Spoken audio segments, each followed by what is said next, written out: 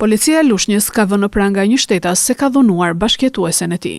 Sipas njoftimit të policisë, specialistët për hetimin e krimeve të Komisariatit të Policisë Lushnjë shoqëruan shtetasin PL, 30 vjeç banues në Lushnjë, pasi për motive të dobta ka ushtruar dhunë ndaj bashkëjetueses së tij. Gjithashtu në momentin e shoqërimit, ky shtetas ka hedhur anës rrugës një qese të vogël me lëndë narkotike kanabis.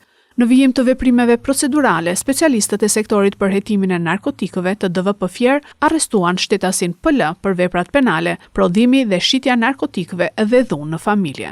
Po nga specialistët për hetimin e narkotikëve u referuan materialet në prokurori, ku nisi procedimi penal për shtetasin MÇ, 43 vjeç banues në fshatin Ferm Çlirim, pasi nga kontrolli fizik i u gjet dhe sekuestrua një sasi lëndë e dyshuar narkotike kanabis. Ndërkohë, specialistët e qarkullimit rrugor të DVP Fier arrestuan shtetasit MŠ, 32 vjeç banues në fshatin Zhelizhan Lushnjë, pasi drejtonte automjetin në gjendje të dehur, dhe BS, 52 vjeç banues në Fier, pasi duke drejtuar automjetin në gjendje të dehur, është përplasur me një automjet me drejtuese shtetasen SHG, 27 vjeçe, dhe më pas është larguar nga vendi i aksidentit.